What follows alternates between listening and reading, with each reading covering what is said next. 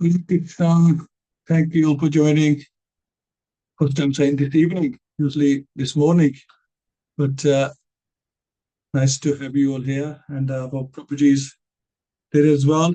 I think we'll make a start. Just want to quickly introduce Prabhuji. You've seen he's from Iskcon Stoke. He's the president of Iskcon Stoke Temple. Along with his family, they're serving so nicely. They all have so many qualities, and they make it look so easy. And probably he gives a wonderful class. And in fact, the whole family he gives class, and there's so much to learn from them. And I thought it would be ideal to start with Prabhuji to the Canto 1, Chapter 1 overview, and we will look forward to seeing him again and again. And just to remind that he's a disciple of His Holiness Radhanath Swami. So I'm going to pass you over to Prabhuji to take over. Hare Krishna, Prabhu. Hare Krishna, Narayan, Keshava, Prabhu, and my obeisances to you. My obeisances to all the assembled Vaishnava today in this That's such a very good much. important event in the whole world. Wherever there is a discussion on Bhagavatam is going on, that is the most important event in the world. There is nothing more important than this. So my congratulations to all of you, and my obeisances also to all of you for organizing this wonderful event of discussing Srimad Bhagavatam. So, as Prabhuji said, I'm the volume is a little low. Can I just me or is my audio not clear, Prabhu? It's a little low. Can the volume is a little low. Yeah, we can hear you, but is everybody else having the same problem? Could somebody unmute? We could hear properly. Yes. Okay. Yeah. It's a bit faint. Okay, I'll put it on my end. Okay, thank you. It's a bit faint here. Yeah, Sushil Prabhu, can you please mute yourself? No, Prabhu, unmute. Yeah, part of the Prabhu is saying that the voice is low for some reason. Yeah, it is a bit low. Yeah. For us, it is okay, Prabhuji. Hare Ram, Ram Ram, Hare Hare, Hare Krishna, Krishna Krishna, Hare Hare, Hare Ram, Ram Ram, Hare Hare. Is it all okay now? It's a little low, Prabhu. I'm okay. I'm going to force. Yeah. Yeah, I mean, I have. Hare Krishna, Krishna Krishna, Hare Hare, Hare Ram, Ram Ram, Hare Hare, Hare Krishna, I don't know. Krishna, Hare Ram, Ram. Hare Krishna, Krishna Krishna, Hare Ram. You have to go there. Yeah. Hare Krishna. Let's get this sorted. Hare Ram, Ram Ram. Krishna, Krishna Krishna, Hare Hare, Hare Ram, Ram Ram, Hare Hare. Is it any better now? I just can be closer to the laptop. Yeah, it's still low, I think. It's still low. Yeah, still low. Hare Krishna, Krishna Krishna, Hare Hare, Hare Ram, Ram Ram.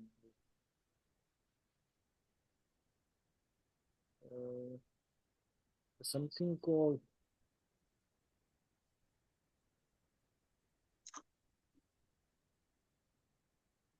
okay.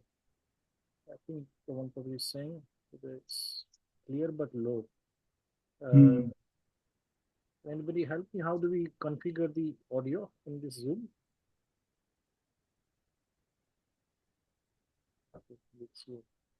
I'll see if I can. Audio option.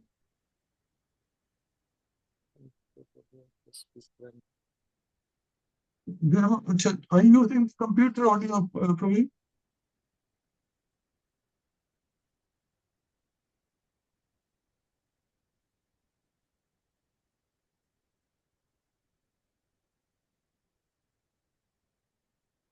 Hare Krishna, Krishna Krishna Hare Hare, Hare Ram, Ram Ram, Hare Krishna Krishna. Zoom microphone setting can Hare do Ram, Ram. increased. We can try doing that. Hare Krishna Krishna Krishna, Hare Ram, Ram.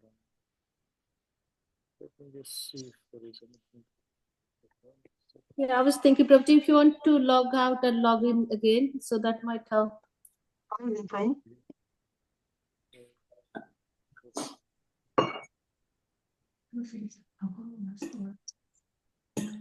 Audio, video, whatever. Hare Krishna Krishna. Radha Mohan Prabhu, could you try logging again, see if that helps? Hare Krishna Krishna Krishna. Hare Ram, Ram. Yeah, this is better. Hare Krishna Krishna Krishna, Hare Hare. This I is think better. louder. Ram, Hare Hare. Is it any better or?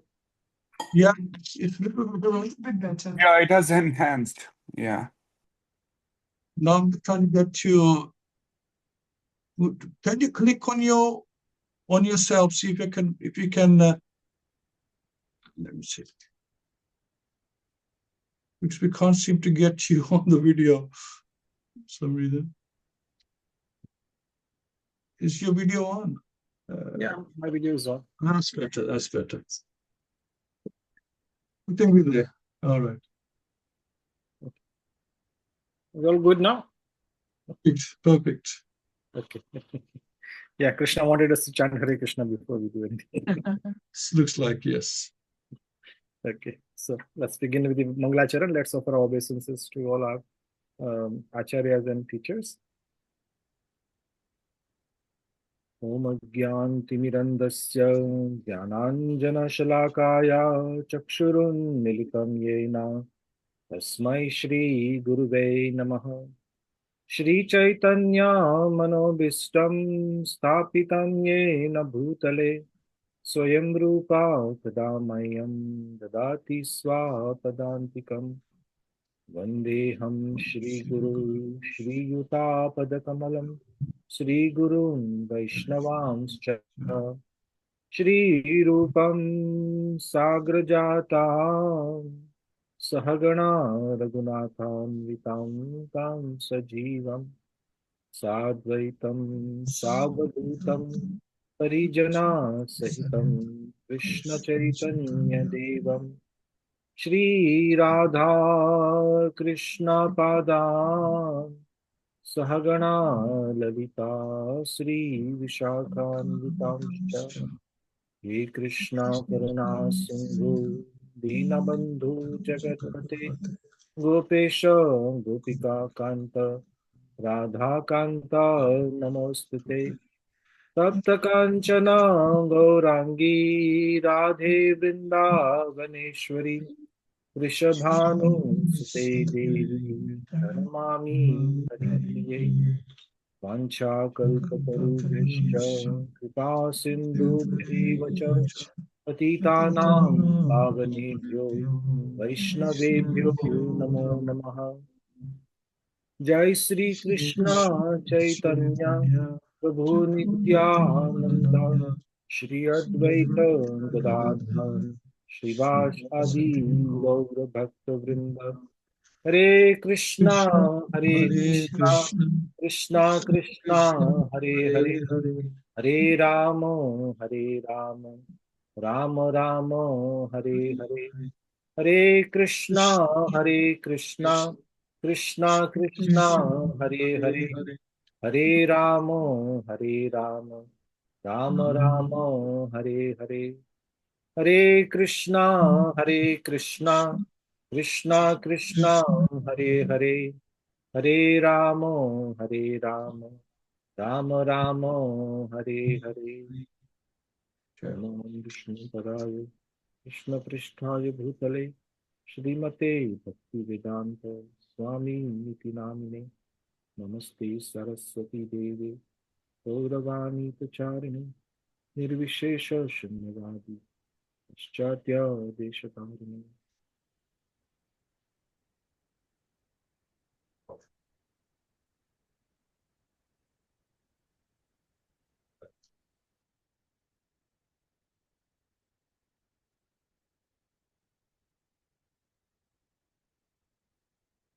Hare Krishna.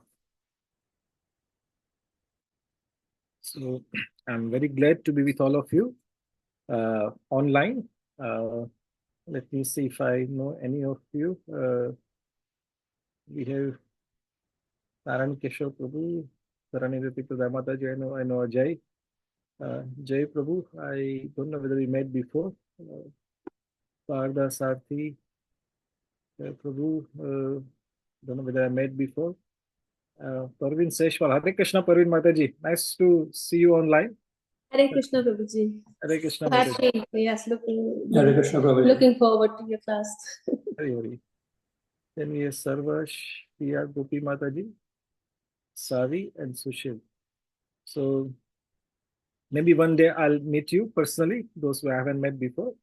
But today we are meeting this very holy gathering of discussing Bhagavatam. I'm doing on this Zoom call after a long time. And the COVID, practically every day, we were on the Zoom. But last few years, we have lost this Zoom etiquette. A little request to all of you, if it is okay with you, you can switch on the video so we can all see each other. If it is all okay, no need, nothing, compulsory, so that we can all see together and have kind of a bit of a personal, touch to the class. So today I've been told we are discussing the Canto 1 of Srimad Bhagavatam and summary study of first chapter. Prabhuji said, Mataji, what can I say about Bhagavatam? If there is any one scripture that one has to study in their life, it is Srimad Bhagavatam. It's got everything. When he says everything, means it's got everything in it. In the first chapter itself, there are certain shlokas. They are such a beautiful shlokas, and it just establishes how Bhagavatam is so important. So we'll go along with the when the shloka comes, we'll discuss that one. But just some of the some headline points of chapter 1 and Canto 1. So the Canto 1 is titled Creation. So it's going to go a bit technical as we go on. From I think second chapter onwards, we're going to go technical. And the chapter 1, it is titled Questions by Sages. Now Bhagavatam is a very interesting book. It's just a question and answer. Prabhupada wrote one book, devotees compile a book of just the question and answer by Srila Prabhupada. His disciples asking questions, Prabhupada answering. But these questions are one of the most important questions which anyone ever has to understand, to live a very peaceful and prosperous life. Not just life in this material world, but even beyond. What are those particular questions? So it is very interesting, just question and answer. And within that question, nobody is giving their own opinion. All the questions, like Super Goswami, when he's answering, he said, "This is what I heard from Shukdev Goswami." And Shukdev Goswami says, "Oh, this is how when Narad Muni was asked a question, he answered it like this." So they're all kind of following parampara. So beautiful, beautiful question answers. Again, Bhagavat comes under the Puran section of the Vedic books. In Veda, in our Vedic traditions, there are various kinds of books are there. Upanishads are there. Samhitas are there. Various commentaries are there. The Bhagavat is considered in the Puran section. Puran means history. It's a history of the mankind. Not just in this universe, but even different universes also, in different time also. So these are all stories in Srimad Bhagavatam. So there are 18 Puranas, or 18 different titled Puranas, 18 different kind of histories. And each Puran, there is another subsection of 6 Puranas each. There are 6 Puranas deal with the mode of goodness, 6 Puranas deal with the mode of passion, another 6 for the mode of ignorance. So the Bhagavatam, it comes under the mode of goodness. But Puranas, anybody, everybody has, every living entity in this world has got different prominent, mode of nature prominent in them. So those who are influenced by mode of ignorance, they are more attracted towards, ignorant mode of ignorance Puranas, and similarly as passion and then the goodness. So Bhagavatam, though it is considered as the Puran in the mode of goodness, it is beyond mode of goodness. In fact, it is called Amala Puran. Amala means dirtiness, or the pollution. Amala means there is no pollution. There is no contamination in this Purana. Now we can say, we have heard of many contaminations, many pollutions. We have heard of noise pollution, air pollution, so many pollutions are there. Well, my dear friends, even the Shastras get polluted. This is the nature of this material world. Nothing is pure. When Shastras get polluted.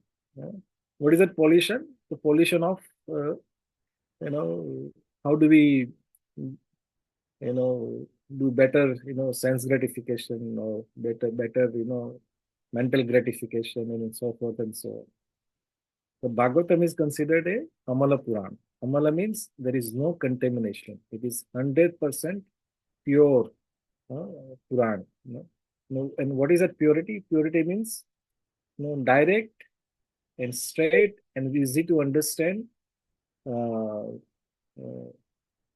instructions of how to surrender one's life to the Supreme Personality of Godhead. We'll discuss some of these shlokas as we go on. So the history behind Bhagavatam is that we all know that our Vedic literature, it is actually considered a Shruti. Shruti means a guru, he recites a instruction or he says something from the scripture, and disciples hears, and hearing is Shruti, and disciples never forgets that. So this is how the knowledge was passed through. There was never a book. It is always passed through the disciple, from guru to the disciple, from time immemorial. But when the Kali Yuga came, in Kali Yuga, people have a very short memory. So there was a need to compile the Shruti into Smriti. Smriti means one we can see. So there is a requirement to put this knowledge into book format. And this was done by none other than Srila Vyasadeva, who is the literary incarnation of the Supreme Personality of Godhead. So he compiled various books, four Vedas, Yajurveda, Samaveda, Atharvaveda, Rigveda. He compiled many histories like Puranas, Upanishads, so many books he compiled. And then he thought, I've done my job, all books are compiled, there is nothing more to be given. But he was not satisfied in his heart. He says there is something missing.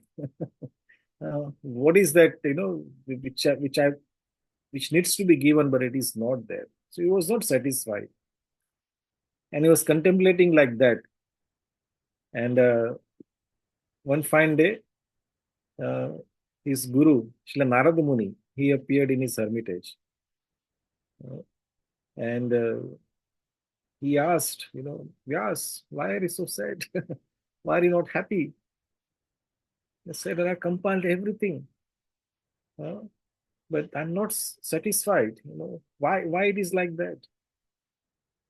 So then Narada Muni said, you have compiled everything, you have given everything, but you have not glorified the bhakti or devotion to the Supreme Personality of Godhead directly. That is the reason we are not satisfied. In all these scriptures, you have talked about mostly dharma, artha, kama, moksha. I don't know if you ever heard these four terms. Dharma, artha, kama, moksha. You, in various ways, you have promoted this. But unless you directly glorify the devotion to the Supreme Personality of Godhead, all other things are, in Bhagavatam it is called Kaitava Dharma. Kaitava means cheating. It's a cheating religion. If you want to give people a best thing, you should be giving the best, which is bhakti. But you're given, through the various scriptures, direct and indirect way, dharma, artha, kama, moksha. So that is cheating. That is not devotion to the Krishna. So then he said, now you should compile a book which is direct glorification of Krishna. So in that maturity, Srila Vyasadeva compiled Srimad Bhagavatam. Here it is mentioned that Bhagavatam, it is like a ripened fruit. If you also, I don't know how many of you have seen in the mango, mango tree. When mango, it is hanging on a tree, it is very, when it is not ripe, it is, it has, khatta, what is called sour, very sour. But when it becomes ripened, it becomes so sweet. In fact, I know my grandfather, has a mango tree. And the tree, sometimes the mango will ripe on the tree itself. And in fact, you can, smell the mango from distance, a few meters away, from the tree, you can smell the mango. So Bhagavatam is like the ripe mango. It is actually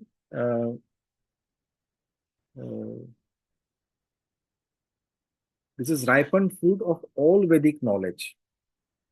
So like there are so many scriptures are there that by Vyasadeva has compiled.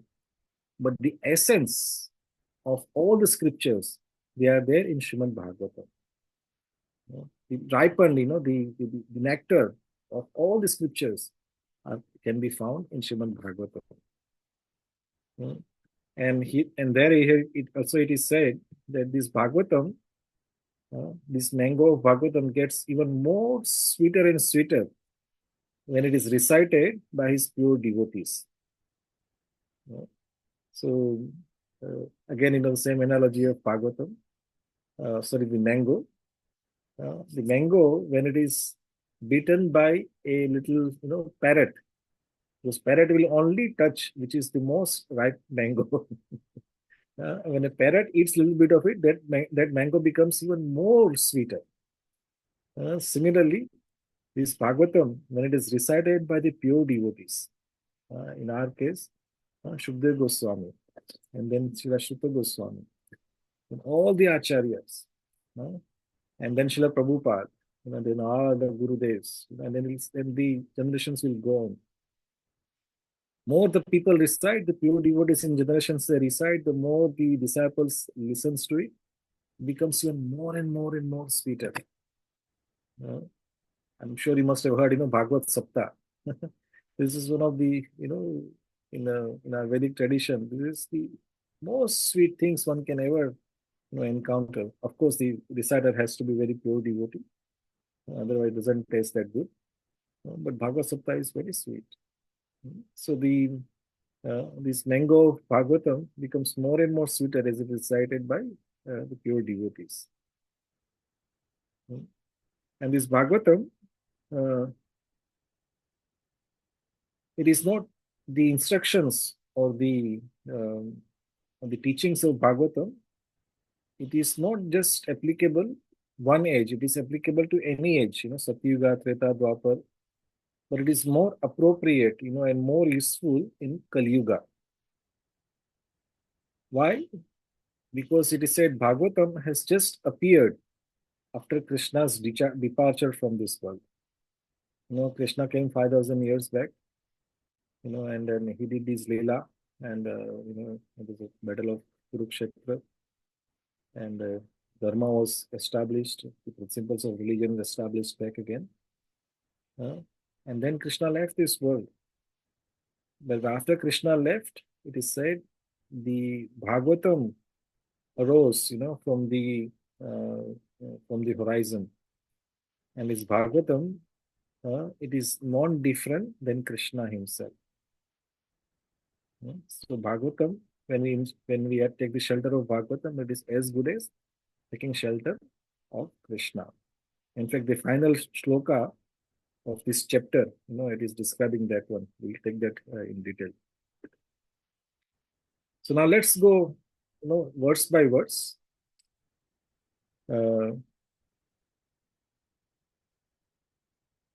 Okay, here, anybody like to read just a translation of shloka 1?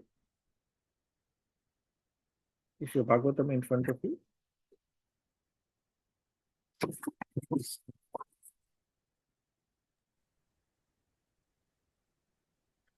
If not, I'll read it myself. I can read Prabhuji here. Okay. O my Lord, Sri Krishna, Son of Vasudev, O all-pervading personality of Godhead, I offer my respectful obeisances unto you. I meditate upon Lord Sri Krishna because he is the absolute truth and the primeval cause of all causes of the creation, sustenance, and destruction of the manifested universes. He is directly and indirectly conscious of all manifestations, and he is independent because there is no other cause beyond him. It is he only who first imparted the Vedic knowledge unto the heart of Brahmaji, the original living being. By him, even the great sages and demigods are placed into illusion, as one is bewildered by the illusory representations of water seen in fire or land seen on water. Only because of him do the material universes, temporarily manifested by the reactions of the three modes of nature, appear factual, although they are unreal. I therefore meditate upon him, Lord Sri Krishna, who is eternally existent in the transcendental abode, which is forever free from the illusory representations of the material world. I meditate upon him, for he is the absolute truth. Hare Krishna. Thank you so much, Paran Madhu. Thank you very much. Thank you. This is the first shloka of Bhagavatam. In Bhagavad-Gita, there are many important shlokas of Bhagavad-Gita. But if Bhagavatam has got 18,000 slokas, and it is nice to recite or memorize these shlokas of Bhagavatam, but there are too many. And we have to choose, which you can recite. We can, by heart. But you can always try to by heart this first shloka. In fact, the first, second, and third, if you can just by heart, these are beautiful shlokas. One can by heart. So in this first shloka, the supremacy of the Lord is established. Or in other words, who is supreme? So the first line, it says, Om Namo Bhagavate-Vasudevaya. That let's offer obeisances to Krishna. Who is Krishna? The son of Vasudeva. And then Prabhupada, in fact, you can read the purport. Prabhupada describes, the supremacy of Krishna. And then introduction to Krishna. So who is Krishna? Let's just take, some of the qualities of Krishna which is mentioned here. So who is Krishna? It says here, I meditate upon Lord Sri Krishna because he is the absolute truth and primeval cause of all causes of creation, sustenance and destruction of the manifested universe. He is directly and indirectly conscious of all manifestations, and he is independent because there is no other cause beyond him. It is he only who first imparted the Vedic knowledge unto the heart of Brahmaji, the original living being. So in these first few lines, Krishna's introduction is given. Who is supreme? Krishna is the supreme. He is the primeval cause. He is the cause of all causes. Again, my dear friends, in Bhagavatam, there is no, it's direct. Nothing is, indirect. Nothing is, what is that word in English? Beating around bushes. Yeah, especially, those we are from, so-called Hindu background. Sab Bhagwan same hai. All gods are same. Yeah. This is, first shloka only, it is thrown out of the window. Yeah. Krishna is the supreme, is the cause of all causes. Yeah. So in these lines, that is established. Yeah. And then, here it is mentioned that the first knowledge it was given to Lord Brahma. And then, there are some interesting lines are there. Let's just read it again. By him, even the great sages and demigods are placed into illusion, as one is bewildered by the illusory representation of water seen on fire or land seen on water. Only because of him do the material universes, temporarily manifested by the reactions of three modes of nature, appear factual, although they are unreal. So, my dear friends, here some mention of illusory energy is mentioned here.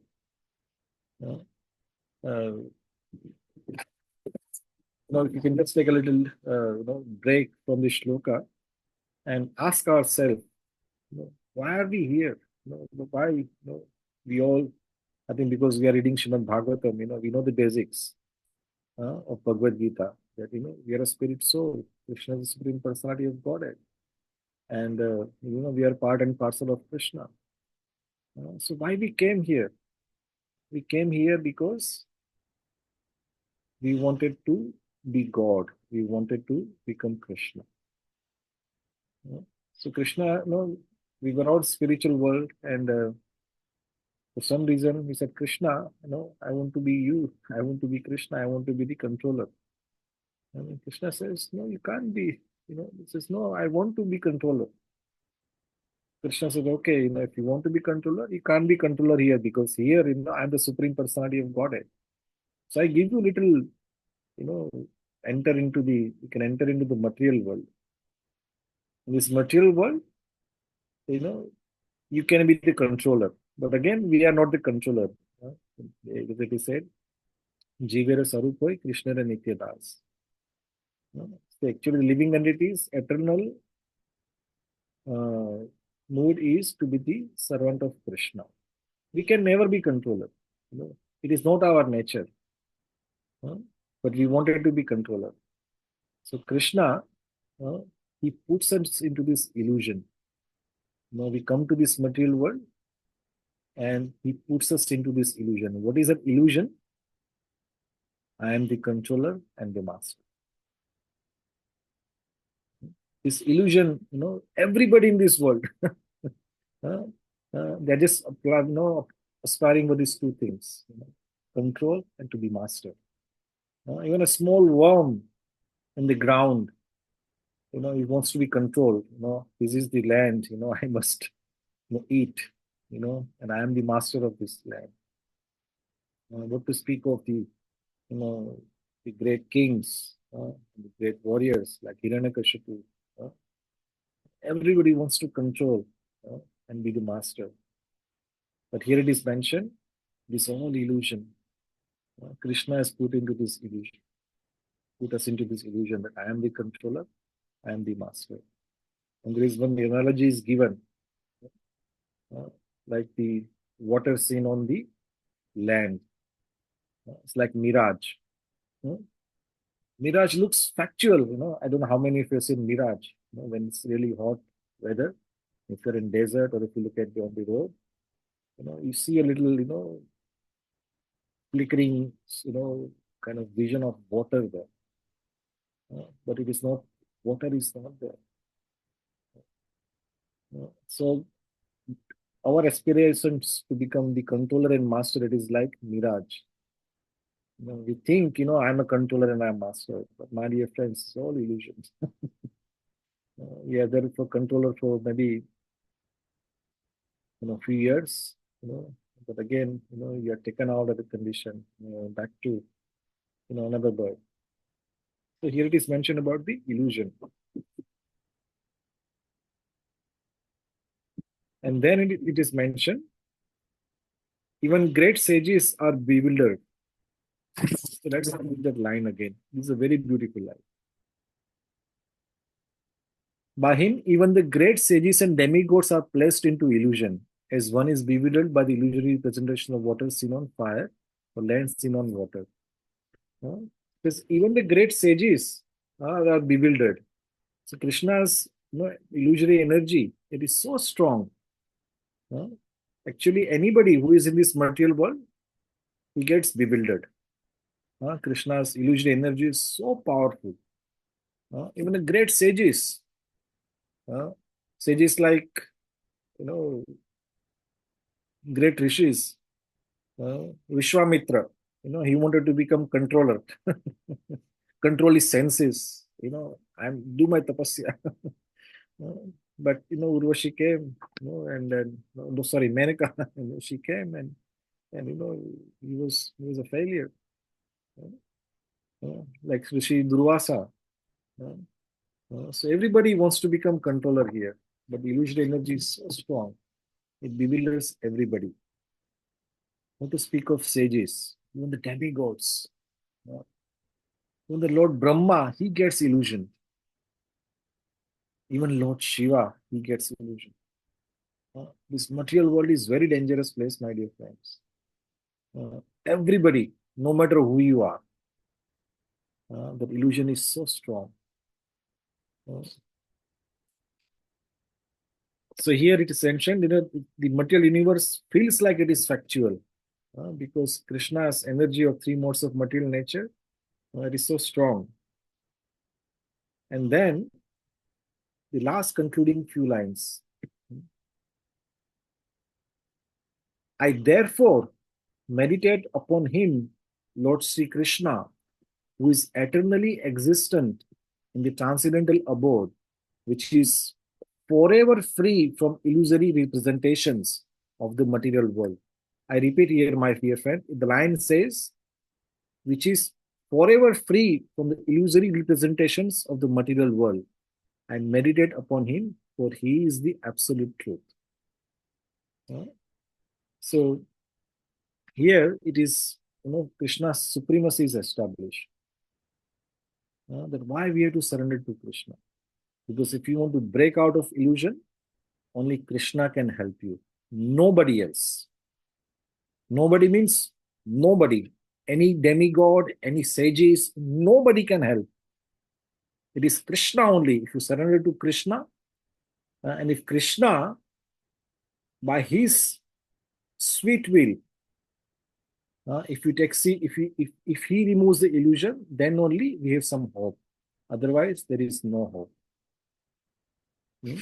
I just made up a note.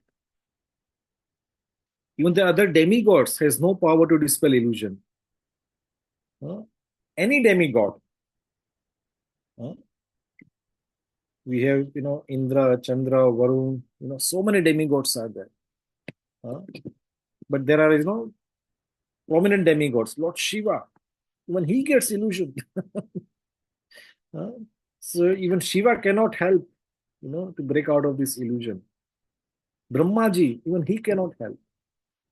It is only Krishna. It is only and only Krishna who can help us to come out of this illusion. And the illusion of I am the controller, I am the master. Because he is the source of that illusion.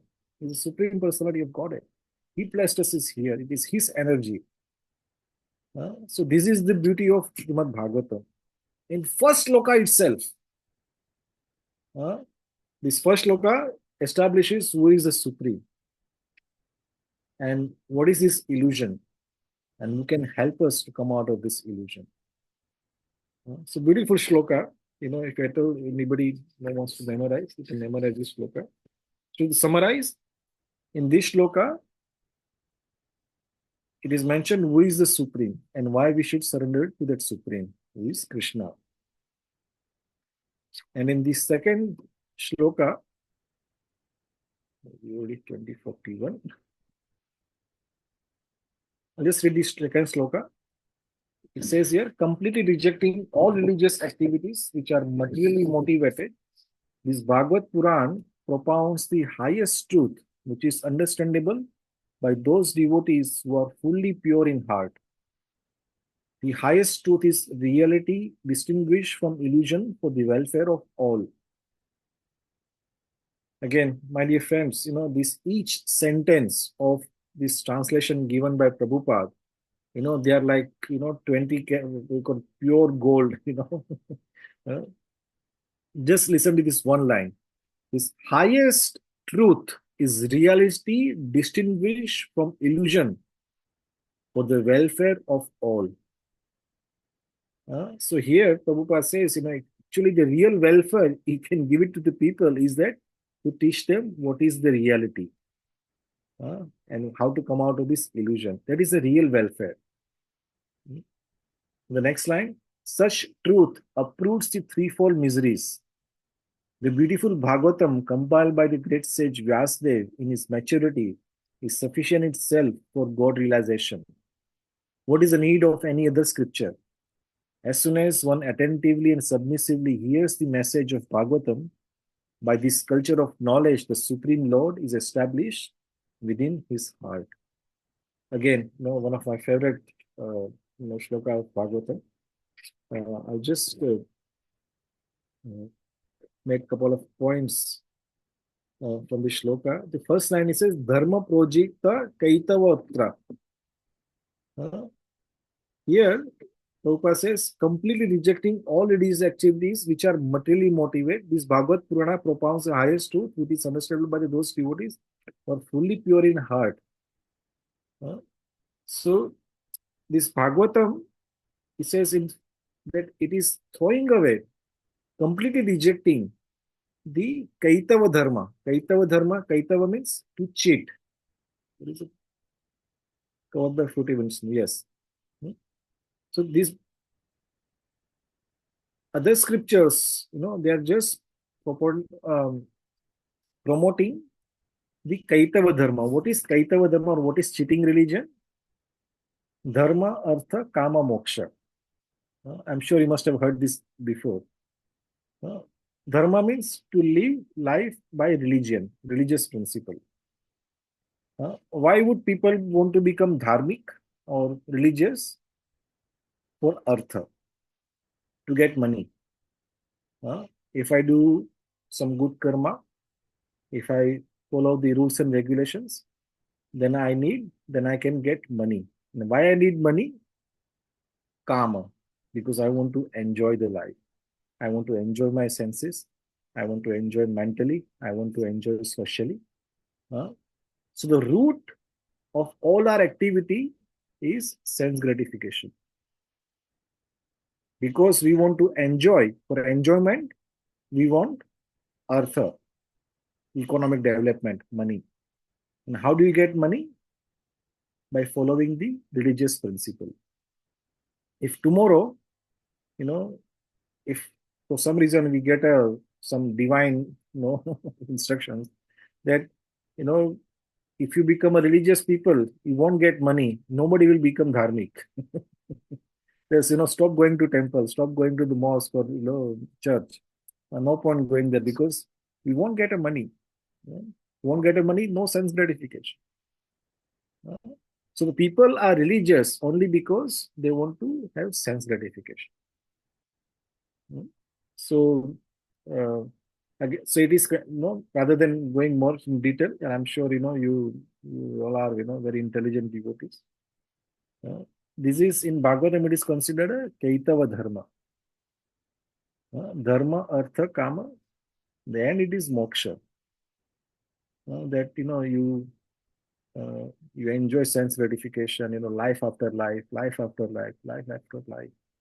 Then at the end, says, wait a minute, I'm doing this for life after life, but I'm not getting any actual real, enjoyment. And then we are bored. We are tired of sense gratification. And then we want moksha. I'm fed up of this. Then we want moksha. So So it is called a Kaitava Dharma or a cheating religion.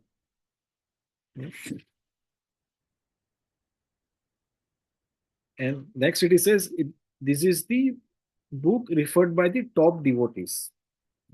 What is the line here? It says, his Bhagavad Purana propounds higher truth, which is understandable by those devotees who are fully pure in heart. So, like, in the advertising world, if somebody wants to, a company wants to sell his car, advertisement, they'll show some celebrity. But, oh, look at this celebrity, they are using this car. So they want to advertise that, this product is good because this person is using it. And then we want to buy that. So if in the same line, if you want to say, that, if I want to refer a book which gives me spiritual emancipation, then I want to know what are the pure devotees of the Lord, which book they are referring. So pure devotees of the Lord, their go-to book is Srimad Bhagavatam. So this is a book referred by the top devotees. And then it says, it is compiled by the Vyasdev in its top maturity. The next line it says, Srimad Bhagavatam is sufficient for God realization. So it says this because we wanted to have mercy of Krishna or surrender to Krishna. In the first shloka, we understood Krishna is the supreme. Now, if I want to surrender to Krishna, if I want to take shelter of Krishna, then Bhagavatam is sufficient for God realization. You don't actually require any other book. Okay, now this is the next line. It's a beautiful line.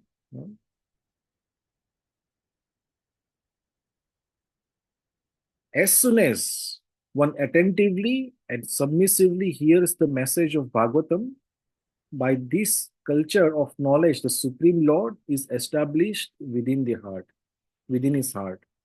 So here in this shloka, it says that simply by attentive hearing, Krishna is established in one's heart. So this is the purpose of Srimad Bhagavatam. Or what is or the effect of Srimad Bhagavatam?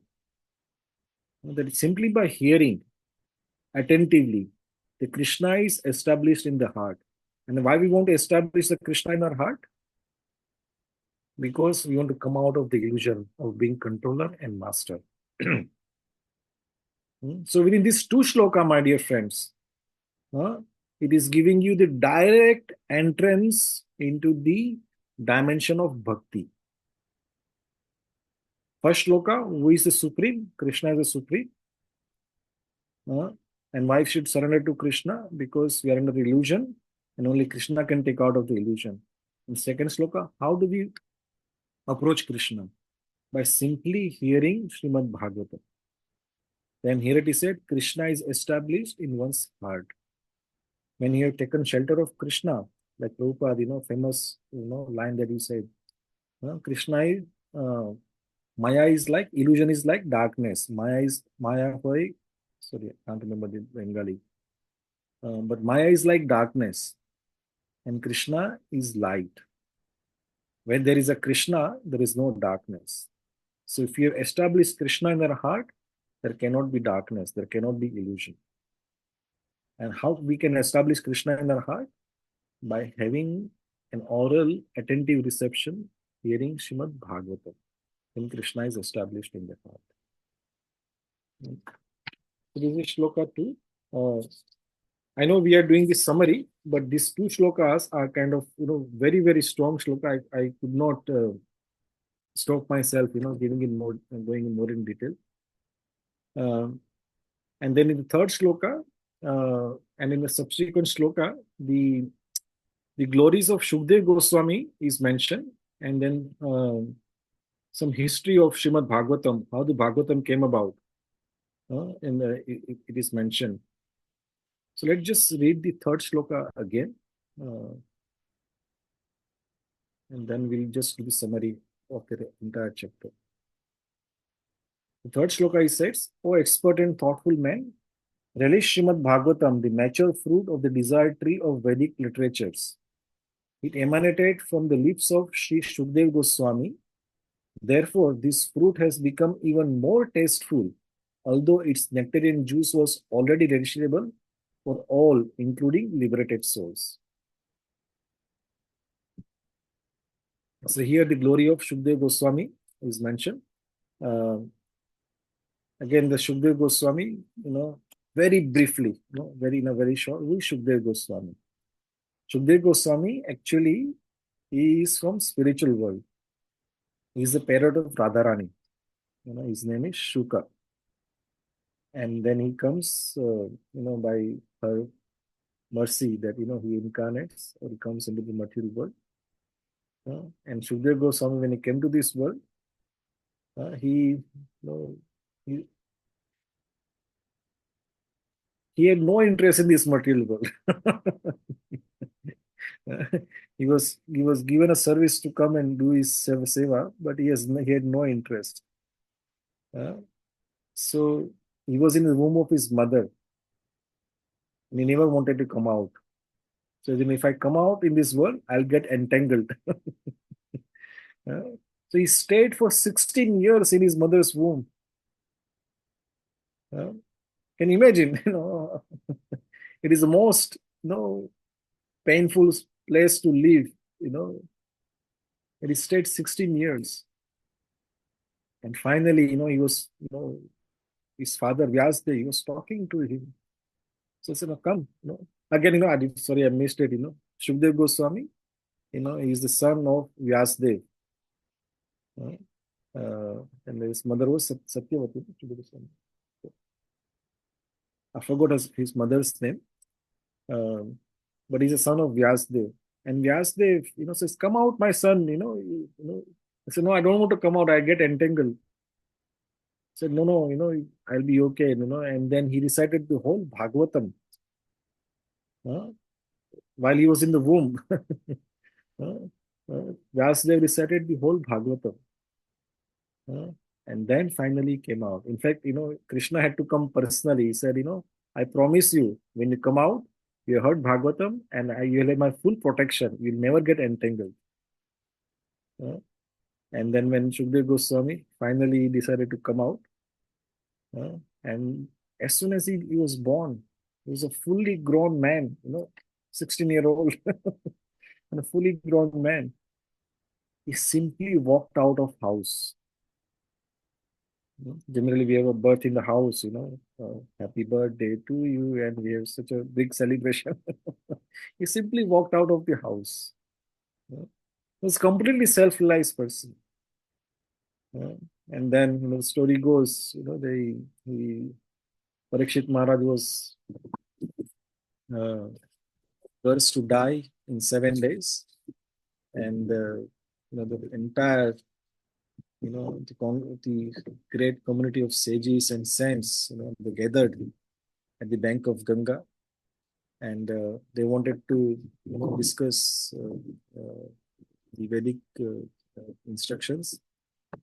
At that time, Shukdev Goswami appeared on the scene, and then in that assembly there was Vyasdev, there was Narada Muni, and so many, big sages and saints were there. But all unanimously decided that in this gathering, only Shukdev Goswami is the most appropriate person to give, recite Srimad Bhagavatam to Parikshit Maharaj. Now, Shukdev Goswami, he is reciting Srimad Bhagavatam to Parikshit Maharaj. That is where, the Bhagavatam is kind of, Shukdev Goswami heard it from his father, but now he is relaying to Parikshit Maharaj. And then Parikshit Maharaj is asking all the questions. You come to those questions is next few chapter. One of the question is that, what is the duty of a dying man? Nobody asked these questions ever in this. I've never heard anybody, asking this question. What is the duty of a dying man? But this is the most important question in our life. Everybody has to die. So what is the duty of a dying man? And then Shukdev Goswami, he elaborates, gives elaborate answers to the questions. One of the questions Parikshit Maharaj asks is that, what is the duty of man in this world, which is beneficial to everyone? So beautiful questions are there. I'll leave it for the, for next sessions, whenever we're going to go through the next chapter. So these are some of the good, wonderful questions Parikshit Maharaj asks, and then Shukdev Goswami gives answer to those questions. And in that assembly, there is one devotee called Suta Goswami. He heard the Srimad Bhagavatam. And after 7 days, the Bhagavatam was over. Now he is traveling, Suta Goswami is traveling, and he comes to a place called Naimisharanya. And in Naimisharanya, there's a huge gathering of so many sages and saints and rishis. And they were doing a fire sacrifice. They decided to do fire sacrifice, 1,000-year-long fire sacrifice. Generally, we do fire sacrifice when our temples and houses for a day. They wanted to do for 1,000-year sacrifice. And for what purpose? For the benefit of the people, because now the Kali Yuga has come. How we can benefit. They had full, concern of the people of Kali Yuga, how they can be benefited. So all this community of sages, as soon as they saw Suta Goswami, who is coming from the assembly of Parikshit Maharaj and Shukdev Goswami, they left their fire sacrifice. So now this great devotee has come. And we all sat down and says, please tell us what you have heard. Yeah. So some of the questions, that the sages asked. Again, some technical information. This gathering in Naimisharanya, various sages. The leader was Shaunaka Rishi. Very famous name. One of our devotee in Oxford. His name is Shaunaka Rishi Prabhu. So the rishis who was leader of these saints was Shaunaka Rishi. So on behalf of all the rishis, Shaunaka Rishi is asking questions to Suta Goswami.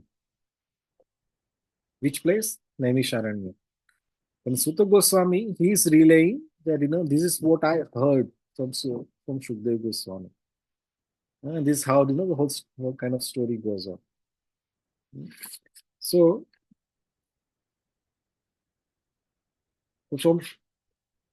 in this, one of the lessons that we can take from the Shaunaka Rishi and all the sages that as soon as we come in contact with a great devotee of the Lord or a pure devotee of the Lord, we should leave everything and hear what he has to say. This is the duty of a sincere sadhaka, a sincere devotee of the Lord. Like all these great sages in the Naimisharanya, they left everything. Fire sacrifice, they had gathered that for the welfare of all the people. The most important activity. But as soon as they saw the devotee, they left everything to hear Srimad Bhagavatam from him.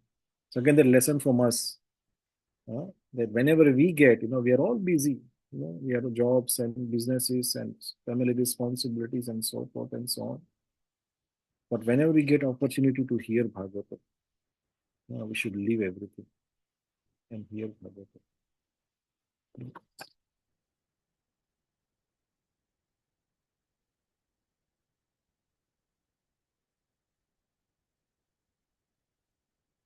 Okay, so Shaunaka Rishi, he is glorifying Suta Goswami. Now, I'll just briefly mention his qualities. What Shaunaka Rishi is saying that you are very glorious because you heard this knowledge in Parampara. Because you heard this knowledge of Bhagavatam from the Parampara, so you are most qualified to relate to us. You are very humble, submissive, and because of these qualities, your Guru has been very pleased and he has blessed you. So you are the most qualified person to address us. And then, because this chapter is titled Questions by the Sages. So this is the questions that Shaunaka Rishi is asking to Suta Goswami. He's asking, what you have ascertained to be the absolute and ultimate good for the people in general. Says, what is the best thing, for these people in general? And then he says, okay, this is Kali Yuga now. And in Kali Yuga, people are, lowest quality of people are there. We have no good qualities. But what are the bad qualities that we have? So let's just, he analyzed some of the bad qualities or the faults of the people in Kali Yuga. He said, first, problem with the Kali Yuga people are, we have a very short life. We hardly live, 50, 60 years, 55, 60, and we are practically, useless. And we are quarrelsome. We fight at some insignificant points. Even if there is no point to fight, we still fight. And if there is no reason to fight, we find a reason to fight, but we have to fight. Quarrelsome. Everywhere there is a quarrel going on. I don't know whether I should. Anyway, nowadays, in TV shows, the reality shows are very famous. And some years back, there is a reality show called Big Boss or Big Brother. In Britain, it was Big Brother. The show was all about fighting. The show organizer, they instigate people to fight in the house. And people enjoy it. Because people in this age like quarrel. The football teams, Stoke United, Stoke City, our football Stoke City, and then Birmingham, whatever football teams are there. There is no reason to fight, but no, let's just have this, sporting activity and let's fight, and then we get pleasure out of it. So this Kali Yuga is all quarrelsome, just fighting. And we are misguided. We do not have guidance in this world. Nobody is guiding us the right way. One of our brahmachari in Chopati says, in this world, we have guided missiles and misguided in the hands of misguided people. So everybody is misguided. Nobody is, having the right advice. And then we are all lazy. Kali Yuga people are very lazy. I do not need to elaborate on that one. And we are very unlucky, unfortunate. We try our best, but still things does not go our way. We are unlucky. And on top of all, always disturbed. We are always disturbed. Everybody is disturbed. Nowadays, even 5-year-old child going to the school is disturbed. There are so many, diseases or mental problems the children have, dyslexia or, attention deficiency, they're starting right from the childhood. Can you imagine, what they'll end up, when they grow up? So this is not something, imaginary. Whatever it is described here, it is right in front of our eyes. Okay. Let's go to this report again. The qualities of Kali Yuga people. We have short life, we are quarrelsome, we are misguided, we are lazy, we are unlucky, and we are always disturbed. So let's just turn this disqualification into the good qualification. If you identify with any of this quality or all of this quality, we are the right candidate to hear Srimad Bhagavatam, because Bhagavatam is meant for these kind of people. So if you don't have any of these qualities, then sorry, you don't need to read Bhagavatam. You are fine. All the best. But if at all, you think, that I am been infected by these bad qualities, then yes, go for Bhagavatam. Narayan Keshava Prabhu is organizing these classes. Please come. Our Iskcon temples, Bhagavatam is going on, every day morning, live from manner, from various temples around the world. Live telecast is happening. Here, Bhagavatam. This is for us. Mhm. And then, sorry, devotees, I'm already 6 minutes over the 9 o'clock, but I'll quickly finish my last few points. And these are the various other questions asked by Shaunaka Rishi. The next question he asks is that, that there are many scriptures. Tell us the essence of all. There are, Vedic knowledge Vedic scriptures are very vast. But what is the essence of all that knowledge? So please tell us that. Then he says, tell us about Krishna, reason of his appearance and other incarnations. That we want to hear about Krishna and his various other incarnations. And what is the purpose of those incarnations? Then he says that hearing about Krishna and speaking are both purifying. Again, this is what I heard from many wonderful devotees of our Iskcon. That we all want to hear, and devotees are, some devotees are so rasika bhakta. They just go, when the hearing is happening. But also, we also have a duty to speak. What we have heard, we should speak to the people, who have yet not heard Srimad Bhagavatam. So even speaking is purifying. Hearing is definitely purifying, but even speaking is purifying. Parikshit Maharaj, he got purified by hearing from Shukdev Goswami. And Shukdev Goswami also got purified by speaking Srimad Bhagavatam. So Bhagavatam is beneficial to both hearing and speaking. And then he glorifies, Sutta Goswami, Shaunaka Rishi is glorifying the devotees. Says the devotees of the Lord are so great that just by their darshan, their association, one gets purified. It says compared to Ganga, if you want to take bath in Ganga, you of course gets purified. It takes some time.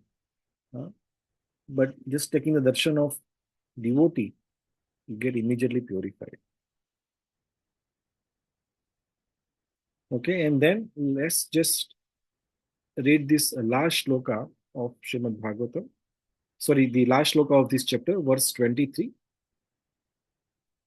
Since Sri Krishna, the absolute truth, the master of all mystic powers, has departed for his own abode, please tell us to whom the religious principles have now gone for shelter. So Shaunaka is asking that now Krishna has left the world. And Krishna came to establish the religious principles. And religious principles comes from Krishna. Now Krishna is not visible to us. Where has the religious principles have taken shelter of?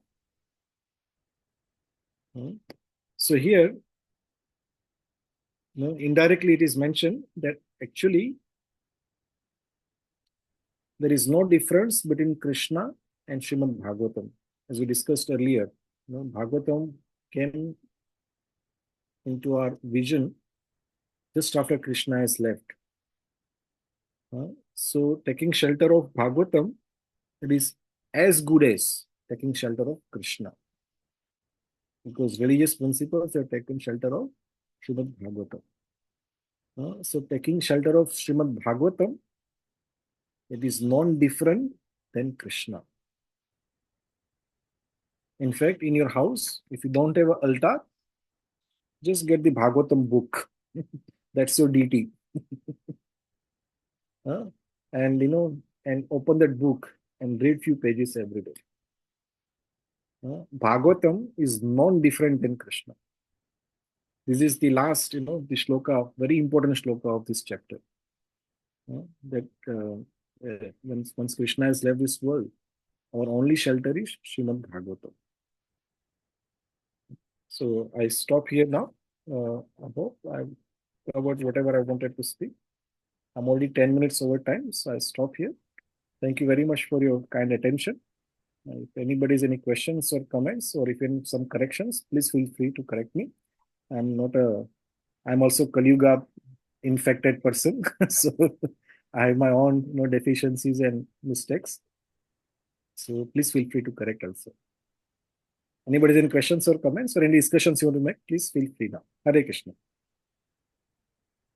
Please unmute yourself.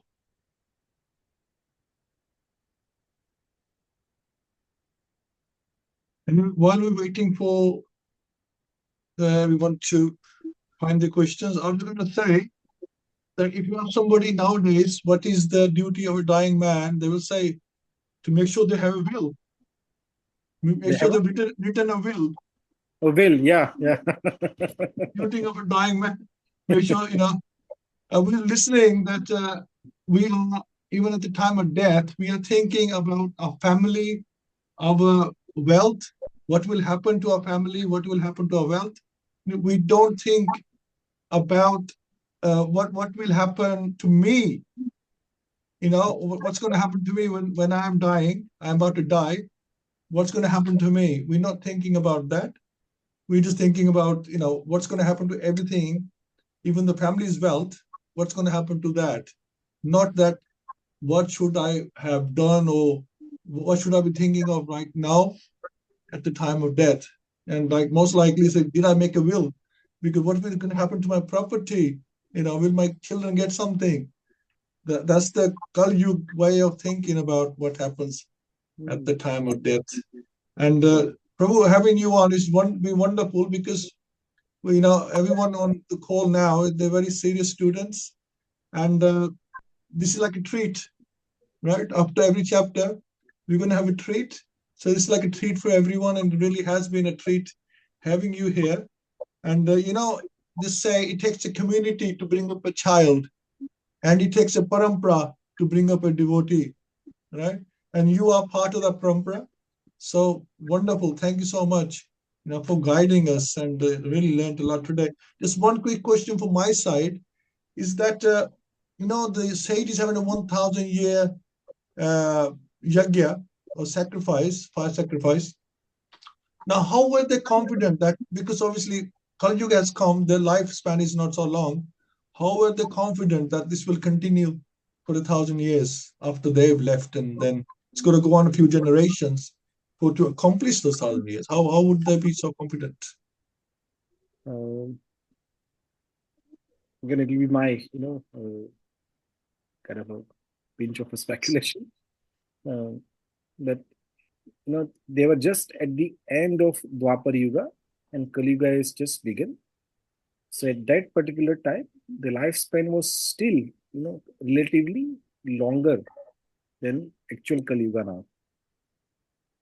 And also the generations, because they were the old sages, they were sure that, the next generation will carry on the mission that they have taken. Like Prabhupada, he said, the Iskcon movement, Prabhupada just was there for 13 years, when Iskcon started. But he says this movement is for 10,000 years. So what is Prabhupada's confidence? He says, my disciples will carry on. The books, or the instructions that Prabhupada has left in his form of his books, and those who will follow them, they'll carry on. This is what my understanding is, probably for 10,000. Yes, makes sense. Thank you so much, Prabhu. I Anybody have a else? question. Sure. Yeah. So in text 6, it mentions the vices of Kali Yuga, and it lists down illicit connection with women, animal slaughter, and intoxication. And the last one is speculative gambling. Just out of curiosity, is stock trade, mutual funds, all that speculative gambling?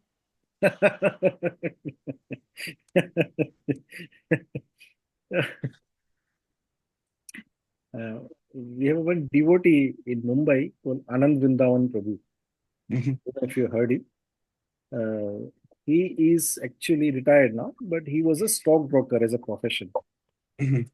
And he was dealing in the stocks. Now, Mhm. stock is, this is mostly this thing. It is speculative, occupation. Yeah. No, actually, if there is a way, to deal with this occupation Mhm. without speculation.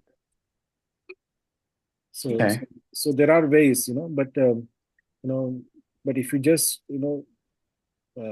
like the company has, those parameters, and that's, and how fundamentally they are good, and then So with that one, there is no speculation. You are checking all the parameters and how it goes. Mhm. So I think I'm not the right person to answer that questions. Maybe you can ask Anand Daman Prabhu. I give you the contact. Cheers. Thank you, though. Hare Krishna.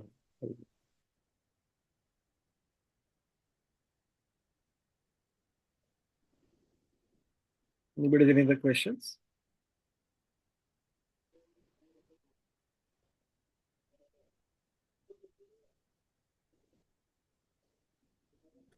I don't have any questions, but thank you very much for giving me valuable time to come and give us this summary. I think you've given us some very good nuggets of knowledge today that we didn't know before. So thank you for that. Hare Krishna, Ashok Prabhu. So nice to hear from you. Yeah, I'm seeing you after a long time. Thank you. Nice to see you too. Hare Krishna. Hare Krishna. Hare Krishna, Prabhuji.